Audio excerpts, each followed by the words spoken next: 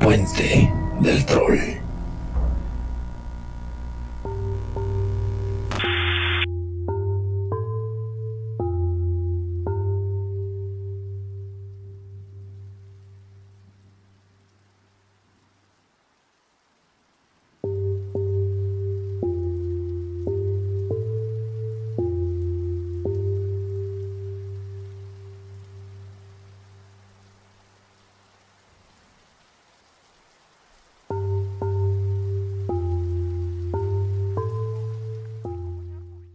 Mucha de la literatura china antigua de fantasmas tiene como tema central el de los fantasmas vengadores o el de perpetradores malintencionados que por lo general son castigados por los fantasmas de sus propias víctimas. La mayoría de los autores que escribieron sobre fantasmas en la China antigua lo hicieron entre los años quizá 400 y 300 antes de la era común, aunque por supuesto tenemos autores como Han Feixi, de quien ya hablamos antes, que escribió unos 200 años antes de la era común. Era precisamente Han Feixi quien preguntaba a pintores qué era más difícil de pintar, un caballo o un fantasma. Esta puede parecer una pregunta curiosa, pero tiene una intención narrativa. Han Feixi preguntaba esto porque él sabía que aquello incierto, inexistente, imposible, siempre es más fácil de retratar, porque no se tiene que imitar a la realidad. Esta era precisamente la misma respuesta de los pintores. Es más difícil pintar un caballo porque la gente sabe cómo es un caballo. Pero cuando pinto fantasmas puedo pintarlos como yo quiera. Y esto significa que nadie puede juzgarme si están bien o si están mal. En algunos de los cuentos que voy a rescatar para el principio de este episodio, vamos a escuchar historias muy breves de fantasmas vengadores, de monjes que hacen llamados espirituales al otro mundo y de una que otra situación en la cual una tumba mal colocada o mal posicionada provocaba enfermedades o dolores a algunas personas que pasaban por dentro de una propiedad. Estos primeros breves cuentos que rescatamos el día de hoy provienen del libro Fantasmas, una compilación de Eduardo Berti que ya usamos previamente en el episodio de fantasmas, precisamente en punto 5, pero que jamás hemos usado en este podcast. Los cuentos que rescato aquí son una pequeña selección del Zhou Xianji, esta compilación de relatos fantásticos y de relatos de fantasmas hecha por Gang Bao o Kang Bao, un autor del que hablábamos en el episodio pasado.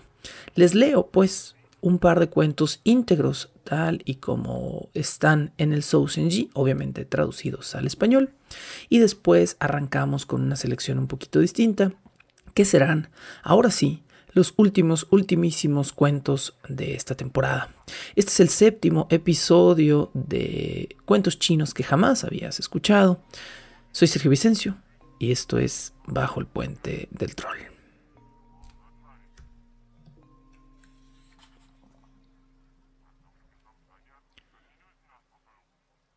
Durante la dinastía Han, vivió en la prefectura de Jingling de la región de Beilai un monje taoísta que era capaz de provocar encuentros entre los vivos y los muertos. Un hombre de esa zona, viudo de hacía años, al tener noticias de este monje decidió ir a visitarlo. Deseo volver a ver a mi mujer. Aunque yo muera, no tengo nada que lamentarme. Podrás hacerlo, indicó el monje, pero ten presente una cosa. Si mientras estés en el otro mundo escuchas el sonido de los tambores, tienes que salir corriendo de inmediato. No te puedes quedar ahí abajo bajo ningún concepto, dijo el monje, y le enseñó al viudo un método místico para lograr el reencuentro. Y el hombre pudo, tras una corta espera, efectivamente ver a su mujer. Hablando con ella, los dos revivieron momentos de tristeza y de alegría, y por un momento se sintieron como si ella realmente hubiera vuelto a la vida. Eso hasta que, un buen rato después, comenzaron a sonar los tambores. Una enorme tristeza embargó al viudo porque supo que en ese momento debía marcharse.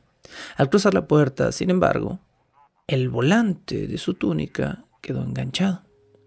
Tiró de su túnica con muchísima fuerza hasta el grado de que la desgarró y solo así pudo salir a tiempo. Un año después, el hombre murió. Su familia fue a enterrarlo junto al féretro de su esposa.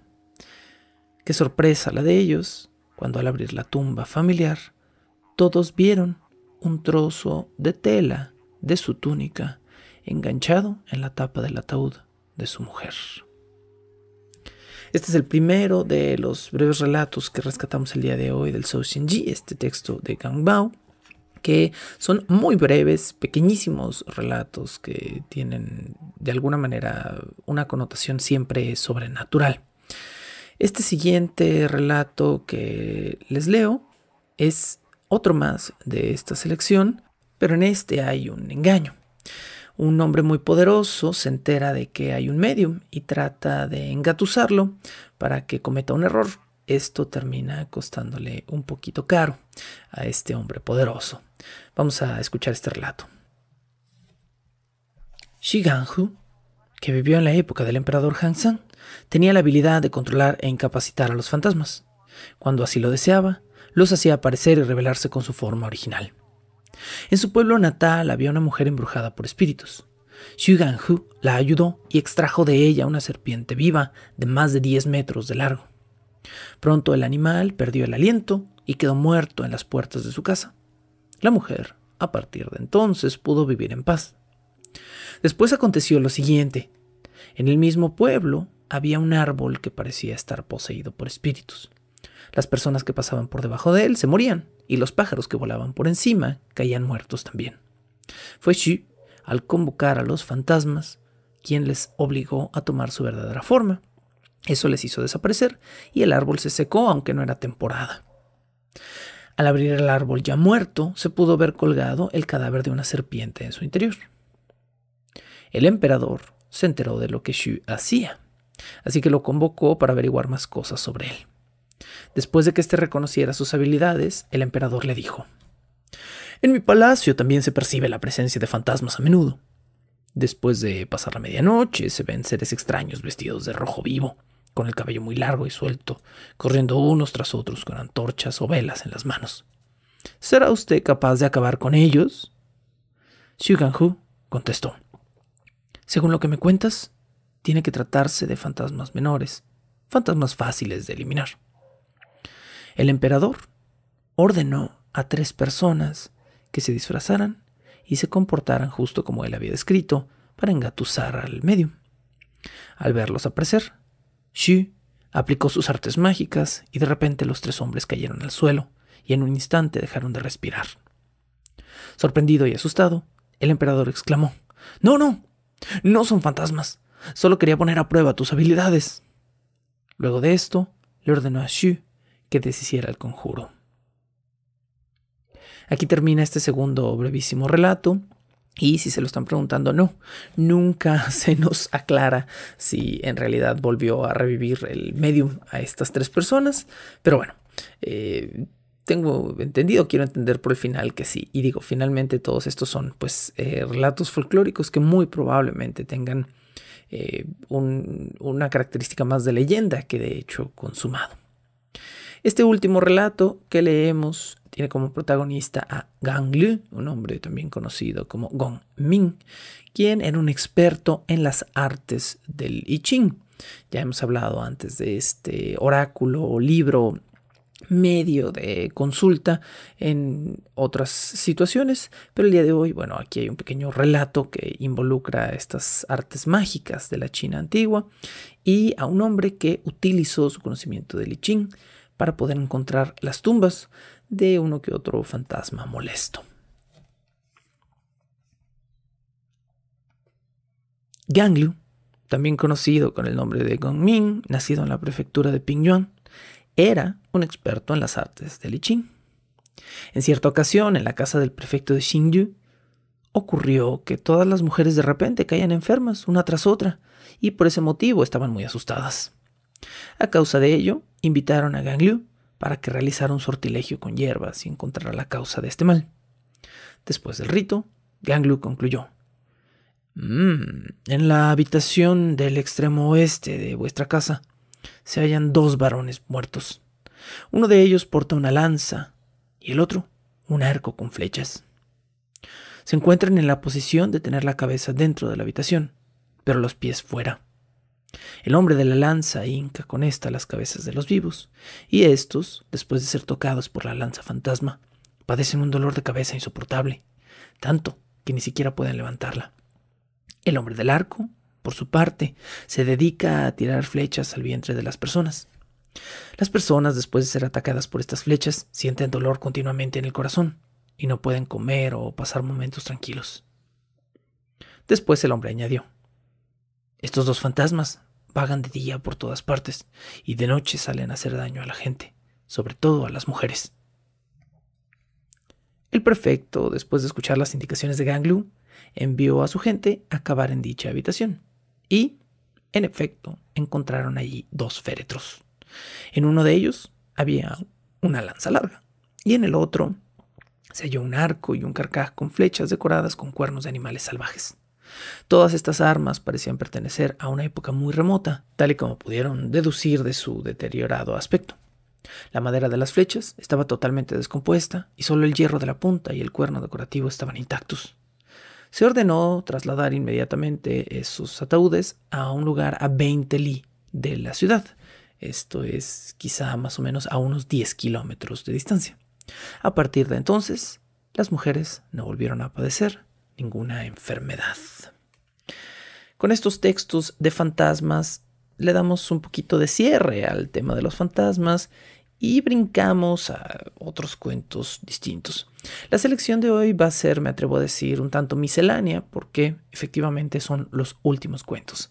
Aquí estoy raspando un poquito la olla, vamos a decirlo así. Estoy rescatando los últimos textos que valen la pena de esta selección de cuentos chinos que jamás habías escuchado. Así que tendremos algunos que tienen características de fábula, otros que hablan de sueños, otros que son como pequeños casos de misterio, etcétera, etcétera. Y por supuesto, por ahí estoy casi seguro que volveremos a tener uno de fantasmas, que es un fantasma que termina, si no me equivoco, convirtiéndose en un dios. Continuamos pues con un texto que nos habla del valor y el reconocimiento. Es una especie de texto con moraleja, aunque no es totalmente fábula, podemos decir, pero tiene como esta enseñanza final. Este texto es de Chuang Tzu, que es el mismo autor del cuento de la cola de la tortuga, este hombre que estaba en un lago o en un río y que fue a ser, digamos, molestado por los hombres del rey para que fuera a tener una cena muy lujosa. Y este hombre les dijo: pues yo estoy más a gusto aquí en el río cuando me dejan en paz que cuando tengo que vestirme e ir a cenar con el rey, ¿no? Este texto tiene las mismas características, entonces tiene como un componente de realeza, un componente de clase baja y cómo se mezclan estos 2 mundos. El cuento se llama El carnicero de ovejas y su rey. Y nos cuenta que el rey Chao peleó y perdió, por cierto, una muy feroz guerra en el territorio de Chu, donde perdió su reino completo. A la salida, al escapar de la última batalla en la cual perdió su reino, en las puertas de Chu, el rey se topó con un solo hombre que parecía estarlo esperando, mientras casi todas sus legiones o se estaban aliando con el enemigo o iban en huida lejos de él. El rey y este hombre se fueron y poco a poco este rey fue recuperando soldados, territorio y caballos y bienes materiales, y eventualmente tuvo de nuevo un ejército lo suficientemente grande como para poder ir a enfrentar a quienes le habían quitado su reino. Y esta vez el rey ganó. Inmediatamente después de haber recuperado el reino de Chao, el rey mandó llamar al hombre que lo había estado esperando afuera de las puertas y se enteró de que era un carnicero de ovejas. E inmediatamente dijo: no, esto no se puede quedar así. Yo gané mis tierras gracias a que ese hombre me tuvo fe Se quedó a mi lado y estuvo esperándome cuando nadie más me acompañó en mi pérdida. El rey envió una enorme recompensa al carnicero de ovejas y el carnicero devolvió la recompensa con un mensaje para el rey. El mensaje decía: el rey no ganó de vuelta sus tierras por simple mérito mío. Yo no espero ninguna recompensa. A esta respuesta, el rey exigió entonces que el carnicero se presentara frente a él y aceptara una recompensa mayor. ¿Cómo iba el rey a no recompensar al único hombre fiel en todo Chao? Cuando el carnicero estuvo frente al rey, esta vez por órdenes del mismo, no quería contravenir una orden tan poderosa, el rey le dijo que podía tomar el rol de cualquiera de sus 3 primeros ministros y vivir para siempre una vida de lujo, pues él había sido el único habitante del reino que lo había seguido a su salida. La respuesta del carnicero fue determinante.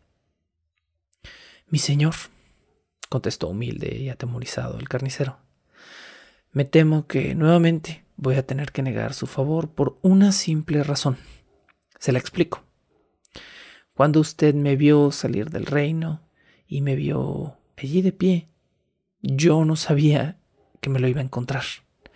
Yo solo soy un cobarde. Yo no escogí ni un bando ni otro.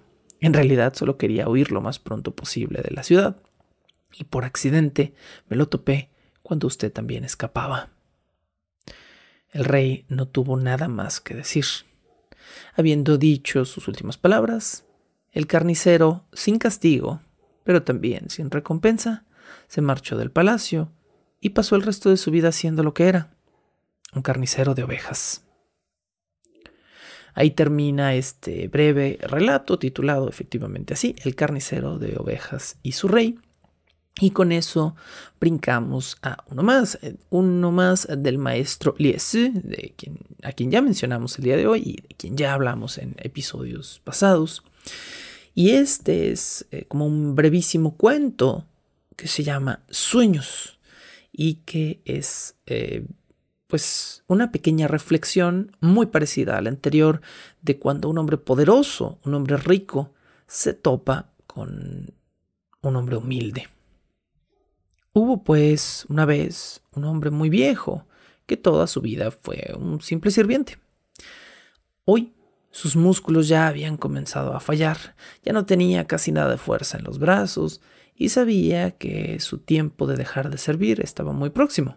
Su tiempo de dejar de hacer todas las cosas en la tierra quizá estaba muy próximo. Este hombre no podía hacer nada más que gemir y quejarse y amaba dormir. Pero no amaba dormir porque simplemente le gustara descansar o porque le gustaba mucho su cama. Amaba dormir porque amaba soñar. Cada noche, este pobre sirviente, viejo y cansado, soñaba que era un más joven y poderoso rey que daba órdenes a todo el mundo. Y es más, en sus sueños, el reino era perfecto. Las órdenes reales que él daba arreglaban al mundo entero y él se veía hermoso e impecable en sus ropas de seda, sentado en sillas de oro puro. Cada mañana, sin embargo, este hombre tenía que despertar a su realidad y lamentaba haber vuelto a amanecer. A quienes trataban de reconfortarlo le ponían la mano en el hombro y le decían: todo va a estar bien, todo va a estar bien. Él les contestaba: el hombre 100 años vive, pero 50 pasa dormido. En esos 50 yo he vivido una segunda vida, y en esos 100 he vivido 2, la vida de un sirviente y la vida de un rey. No tengo resentimientos de haber sido ambas cosas. Una tarde, el verdadero rey escuchó decir esto mismo a su sirviente, y el rey se sintió identificado, pero no exactamente por el mismo motivo que el viejo sirviente decía esto, sino por lo contrario. El rey no se lo contaba a nadie, pero casi todos los días se sentía muy fatigado de tener que atender asuntos del Estado y de pasar el día entero sentado en sillas de oro puro que eran muy incómodas, por cierto, cero acolchonadas, y pasarse el día rígido en ropas de seda con las cuales sudaba y no se podía mover libremente. Por primera vez en muchos años, después de haber escuchado las palabras de su sirviente, el rey soñó que era un hombre distinto al que era. Soñó, pues, efectivamente, que él era un sirviente. Y soñó que el peso completo del reino o del estado no estaba sobre sus hombros, que realmente no tenía mucha responsabilidad, que podía trabajar con sus manos, pero su mente estaba libre y no tenía que preocuparse por el estado o por el país. Todo ese peso había desaparecido. A la mañana siguiente, como el sirviente, el rey tuvo que despertar, pero tuvo una reflexión importante. Esa mañana el rey ordenó que se bajara ligeramente la carga de trabajo de todos sus sirvientes. Ese sueño le había dado una reflexión importante. El rey entendió que preocuparse por llevar dos vidas no te dejaba vivir una sola bien. Así que lo mejor era no preocuparse en lo absoluto.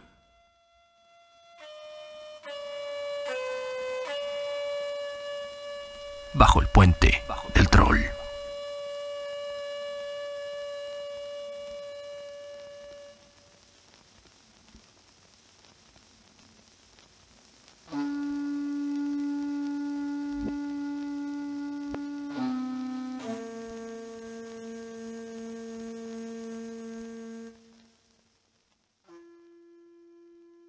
Nuestro siguiente texto es un poquito en la vena de Sherlock Holmes, pero no se imaginen tampoco nada tan complicado.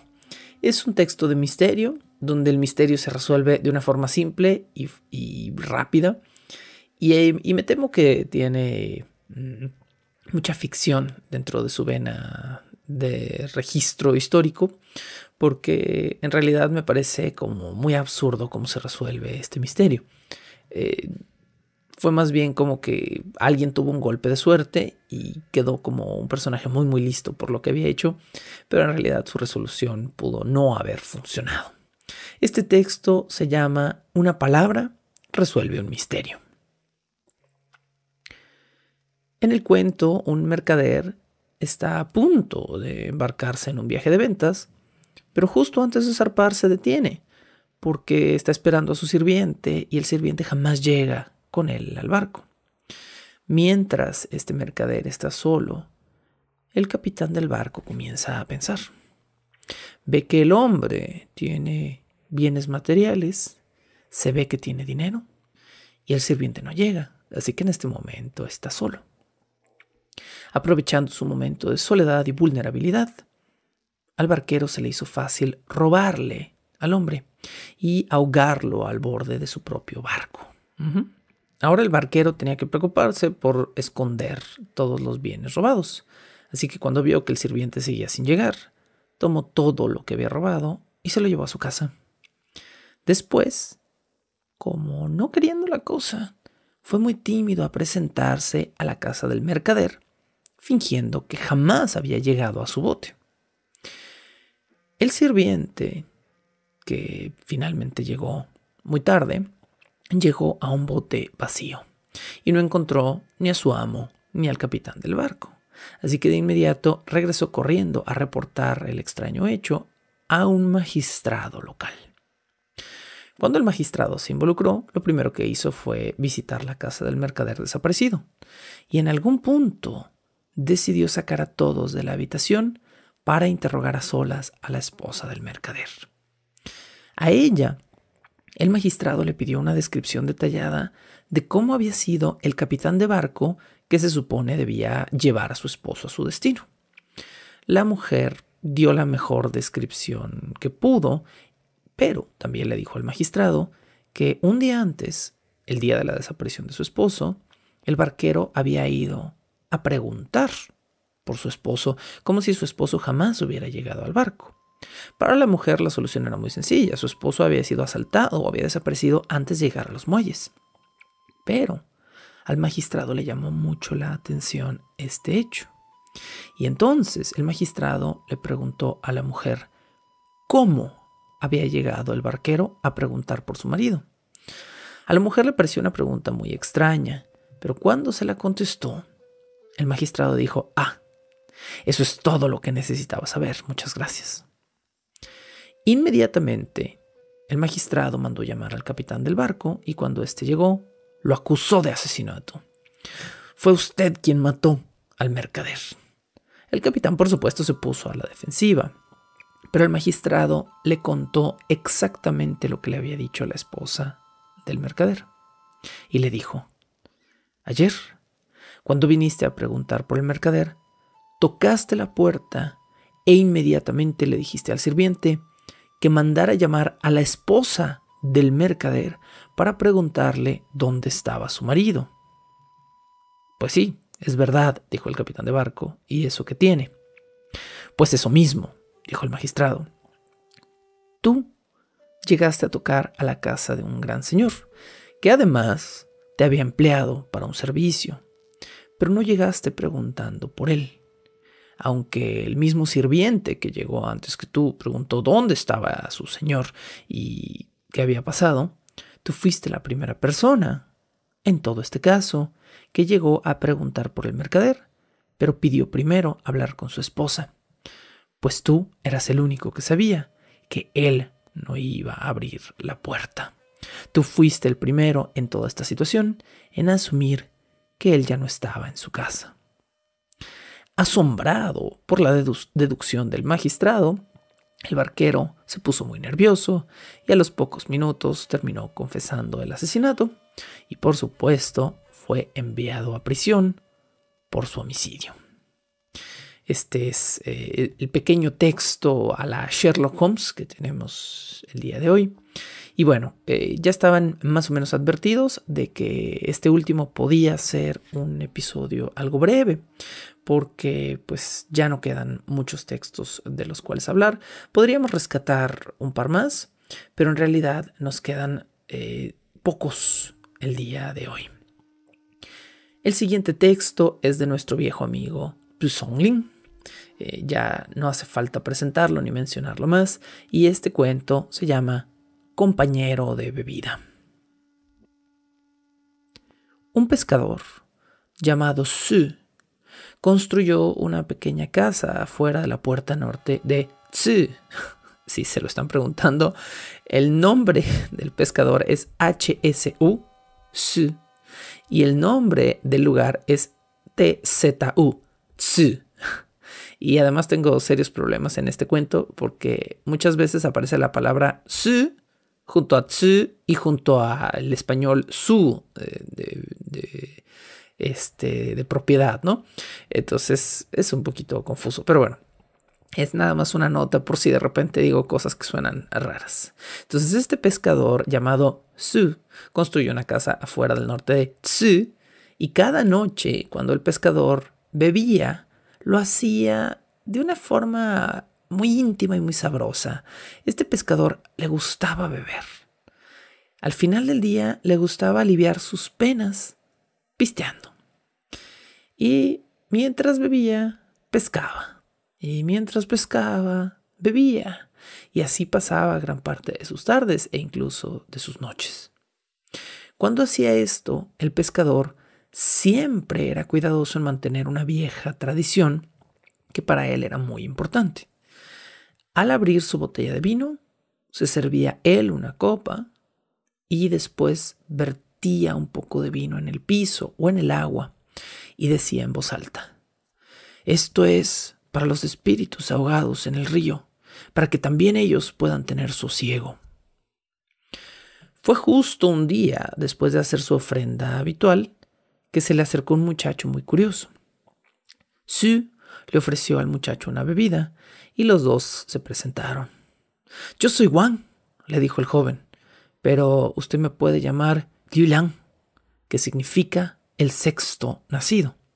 Y bueno, me dicen así, pues porque eso es lo que soy. Soy el sexto de mi familia.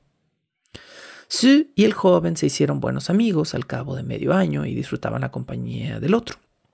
Fue entonces que el joven Wang se atrevió a confesarle a Sue que en realidad él era un fantasma y que había venido porque le había ofrecido vino. Así me morí, de hecho, le dijo Wang a Sue. Me morí ahogado en alcohol. Estaba muy cerca del río y pues bueno, me ahogué cuando estaba borracho. Pero tengo una buena noticia, Sue. Mañana termina mi ciclo del karma. Mañana por fin voy a ser liberado de vagar por esta tierra. Otro espíritu va a venir a reemplazarme. Un espíritu que está a punto de morir va a tomar mi lugar y va a tener que penar en estas aguas. Sue, como estaba borracho, no se sorprendió demasiado porque su amigo de hace 6 meses fuera un fantasma y en realidad le agradeció su honestidad. Después, curioso, quiso saber. Oye, Wang, ¿y si mañana serás liberado y vas a ascender? Pues esta debería ser una noche de celebración, ¿no? No de pena. Así que celebremos. ¿Sabes ya quién te va a reemplazar? Sí, le dijo el joven fantasma, o quizá no tan joven, pero parecía ser un joven. Mañana me va a reemplazar una mujer que se ahogará a la orilla del río al intentar cruzarlo de una forma indebida. Sue se quedó sorprendido de que el fantasma de alguna manera pudiera saber cómo iba a morir una mujer al día siguiente. Él sabía que no debía intervenir en estos asuntos, pero al menos sí podía ser un curioso. Al día siguiente, desde temprano, Sue se llevó su barca cerca del lugar que Wang le había dicho y esperaba ver de lejos a que se cumpliera la profecía de Wang. Y dicho y hecho, eventualmente llegó una mujer con un bulto o un paquete en brazos a la orilla del río e intentó cruzarlo sin pagarle a ningún barquero para que le ayudara. Solo entonces Sue notó que el paquete que tenía la mujer no era un paquete, era un bebé que llevaba en brazos. Ah, qué lástima que tenga que ser así, pensó Sue, y vio a la mujer trastabillar y caerse al río.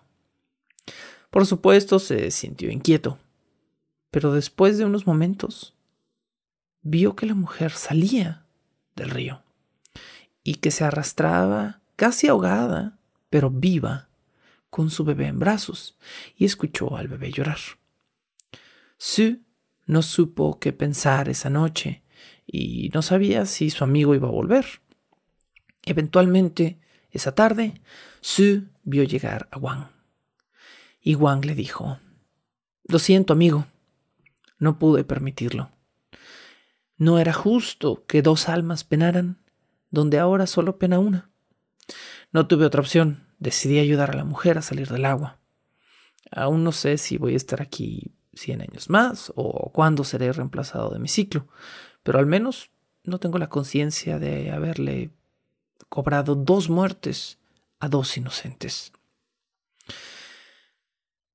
Sue se sintió muy feliz por su amigo, triste de que no pudiera romper su ciclo del karma, pero feliz porque había hecho un acto bueno. Esa noche los dos bebieron en silencio y se despidieron porque no sabían qué iba a pasar al día siguiente. Una semana después, Sue volvió a ver a Liu Lang por última vez. «Mi compasión ha sido premiada, buen amigo», le dijo al pescador. «Me van a convertir en una deidad local en el pueblo de Wu. Por favor, amigo pescador, te pido que sin importar la distancia o el costo del viaje, vayas a visitar mi templo apenas esté construido. Te prometo que no te vas a arrepentir. ¿Me lo prometes?» Sue y Wang se despidieron por última vez. Sue llegó esa noche a su casa a poner sus asuntos en orden y a planear un viaje al pueblo de Wu, el cual, por cierto, no estaba cerca. Su esposa de inmediato se molestó con el pescador y se burló de él. A ver. ¿Me estás diciendo que vas a viajar miles de kilómetros a ver si puedes hablar con un fantasma en la estatua de un templo que todavía no estás seguro si existe? No. Pero el pescador estaba decidido. A pesar de los regaños de su esposa, Sue inició su viaje con muy buen humor. Fatigado luego de los primeros días, llegó a un hostal que no sabía si podría costear. Para su sorpresa, el hostalero pareció reconocerlo.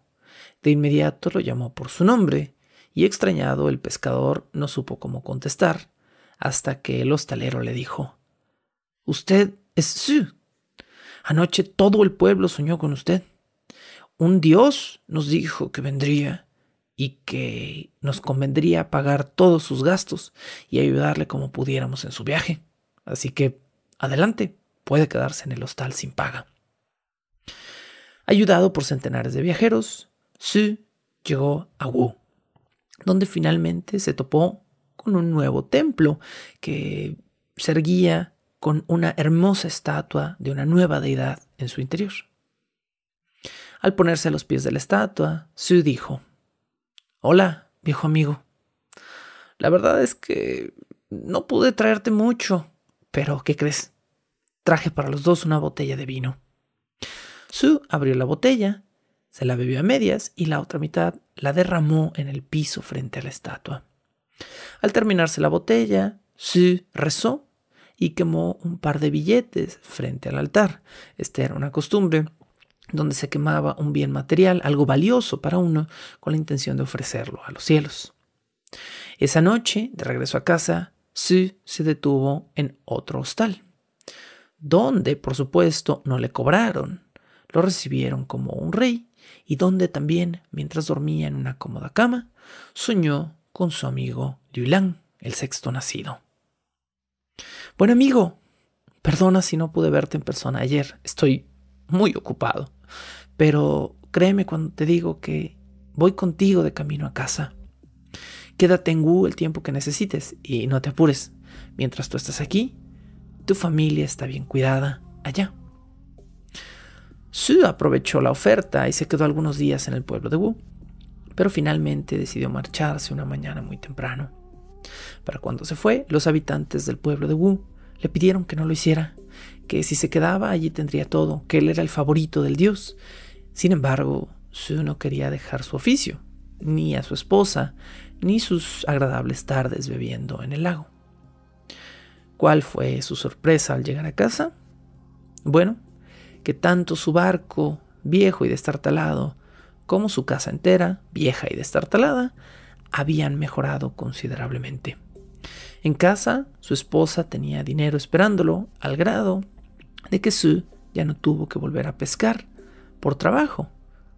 Pero eso sí, de vez en cuando, o más bien casi todos los días, Sue igual salía al río o al lago y pescaba en su barco, pero más bien era una pequeña excusa para beber toda la tarde y ofrecerle sus agradecimientos a su viejo amigo Wang o Liu Lang, el sexto nacido. Bajo el puente del troll.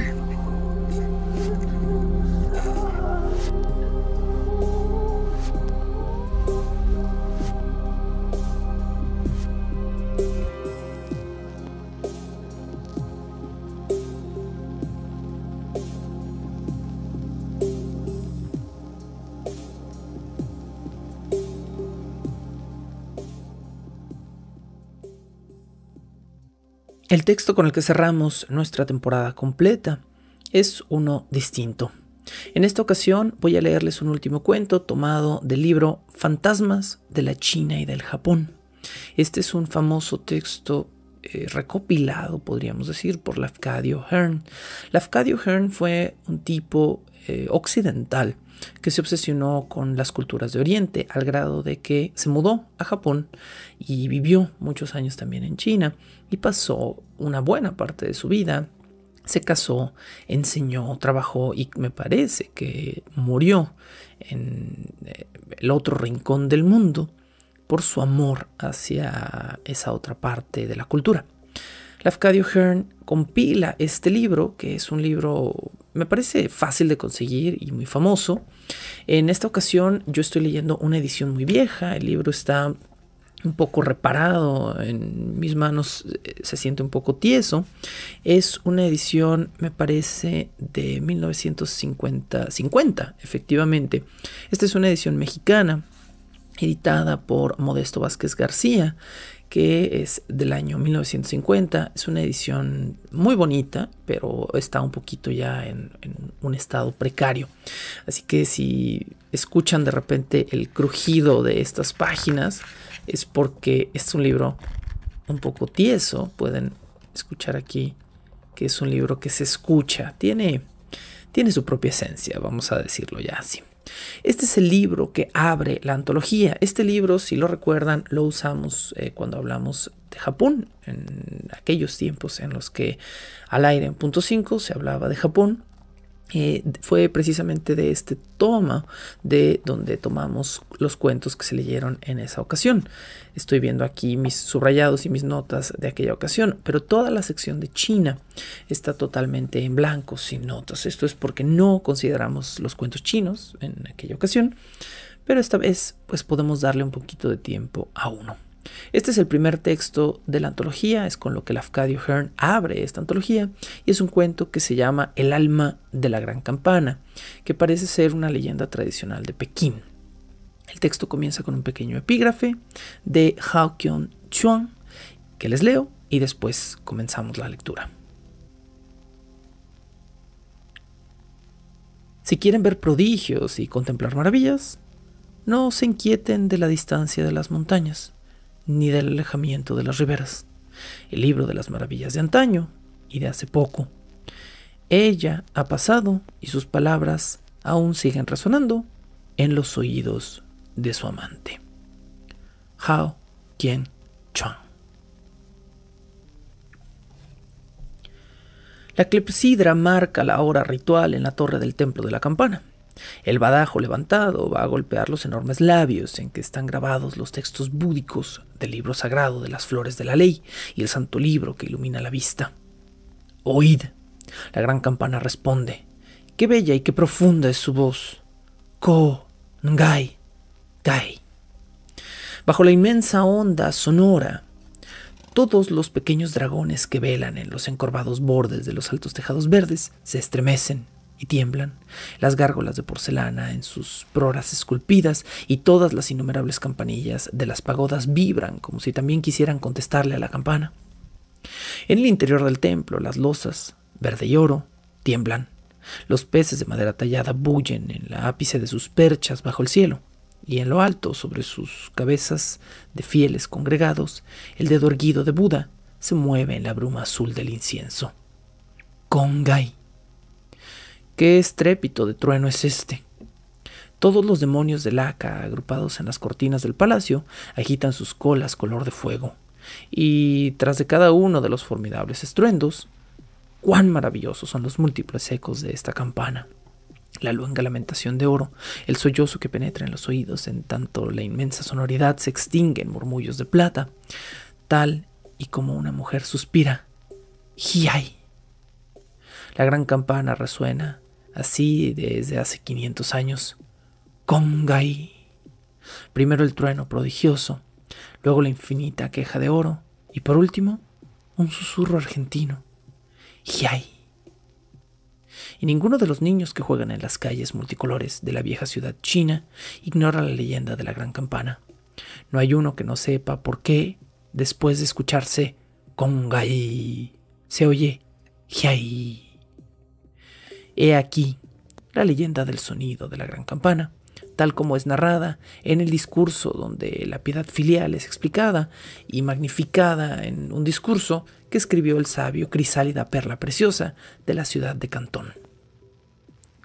Hace 500 años, el celestante Augusto, el Hijo del Cielo, el emperador Seda Brillante de la dinastía ilustre, ordenó al digno mandarín Pluma Enhiesta que hiciera fundir una campana tan grande que sus resonancias se oyeran a 100 li de distancia, unos 50 kilómetros.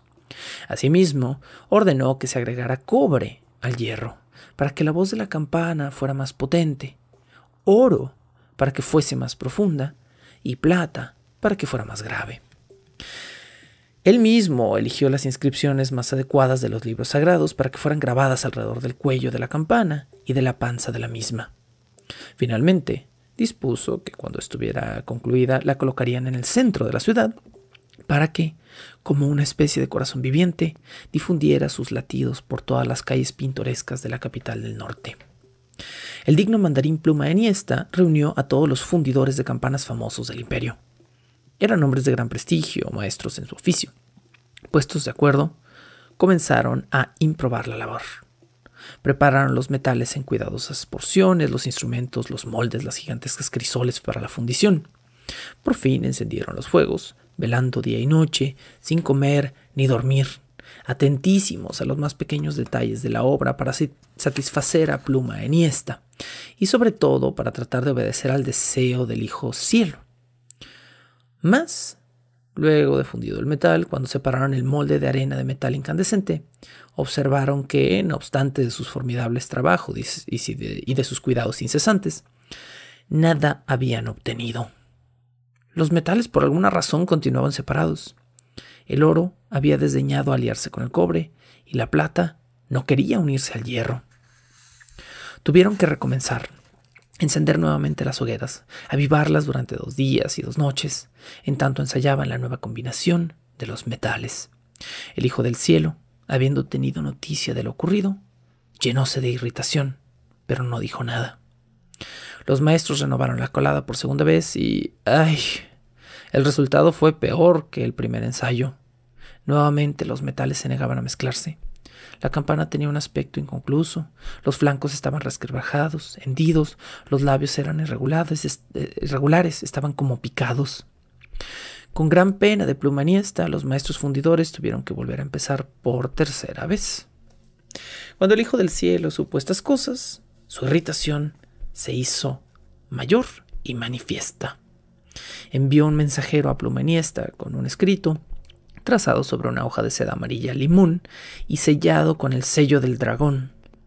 El escrito decía: de parte del poderoso, alegría deslumbrante, el sublime gran antepasado, el celeste y augusto, cuyo reinado es llamado ilustre, a Pluma Eniesta, Fuyu. Has traicionado 2 veces la confianza que habíamos depositado en ti. Si la traicionaras por tercera vez, tu cabeza será separada de tu cuello. Tiembla ahora y obedece. Pluma Eniesta tenía una hija de deslumbradora belleza, cuyo nombre era Adorable y sonaba sin cesar en las bocas de todos los poemas y de todos los poetas.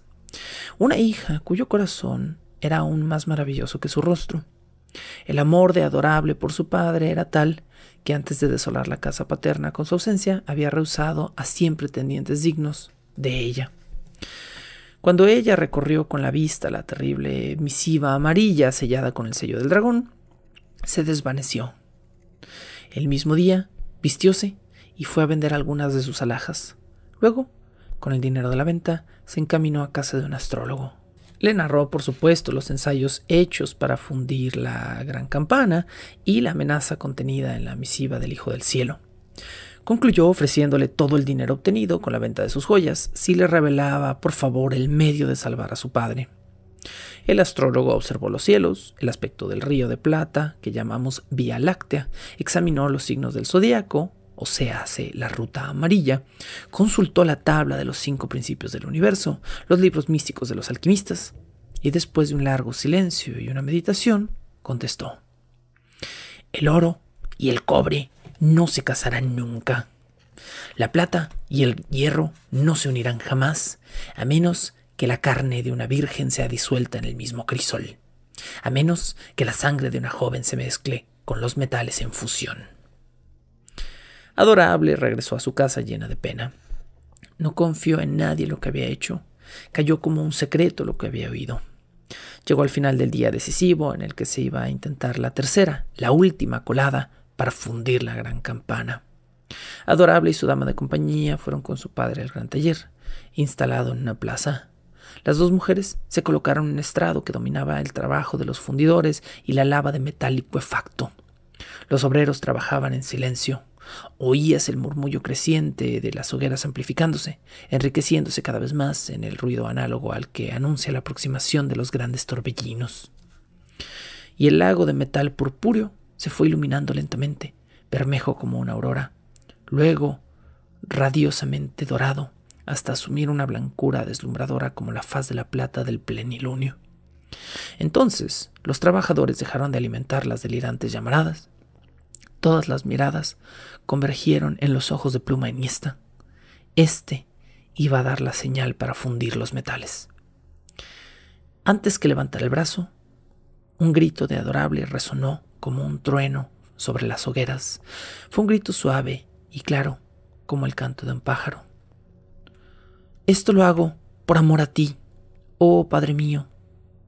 Y en tanto pronunciaba la frase, Adorable se precipitó de cabeza en el blanco río incandescente.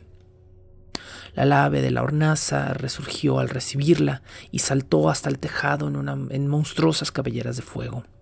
Desbordó del cráter de arena y lanzó un chorro atorbellinado de fuegos multicolores. Se estremeció de nuevo en relampagueantes espasmos, acompañado de sordos rugidos como lejanos truenos. El padre de Adorable, enloquecido de dolor, quiso precipitarse detrás de su hija. Los obreros lo retuvieron. Se desmayó. Así como estaba, lo condujeron como se lleva un muerto hasta su casa. La dama de compañía de Adorable, muda, idiotizada, seguía siempre delante de la hornaza. Conservaba en la mano un zapatito encantador bordado de perlas y de oro. Era el zapato de la joven que había sido su bella patrona. La pobre había tratado de detener a Adorable en el momento en el que éste se había lanzado a la hornaza, y solo había podido quedarse con su zapato. El lindo zapatito había quedado en su mano, inmóvil, y ella, enloquecida, seguía contemplando la hornaza. A pesar de todos estos acontecimientos, el mandato del ser celeste y augusto debía ser ejecutado. Los fundidores continuaron su tarea, pero desesperaban del éxito. Sin embargo, la fulguración del metal parecía más blanca y más pura que antes. Del maravilloso cuerpo de Adorable ya no quedaba un rastro. Los maestros mismos hicieron colar la masa incandescente en un gran molde y, ¡oh prodigio!, cuando el metal se hubo enfriado, quedaron de manifiesto las formas perfectas de una campana, cuyo color era más bello que el de todas las campanas del mundo. Ni un rastro quedaba ahora del cuerpo de Adorable. Se había confundido con el oro y el cobre, con la plata y el hierro. Y cuando probaron el timbre de la campana, notaron que sus sones ahora eran más suaves y más potentes que los de todas las otras campanas del mundo. Resonaban a la distancia de 100 li, con el estruendo de las borrascas estivales, como una vasta voz pronunciando un nombre de una mujer, un nombre que sonaba como Congai. Desde entonces, en cada uno de los amplios tañidos de la campana, se oye también una queja larga y grave, y siempre la queja se extingue en un sollozo gemebundo, como si una mujer llorando murmurara «Hiai». Y todavía, al oír la larga queja del oro, la interminable capital enmudece.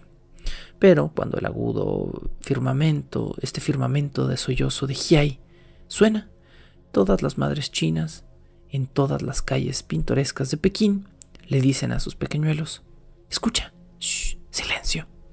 Eso que suena es Adorable, que llora por su zapato.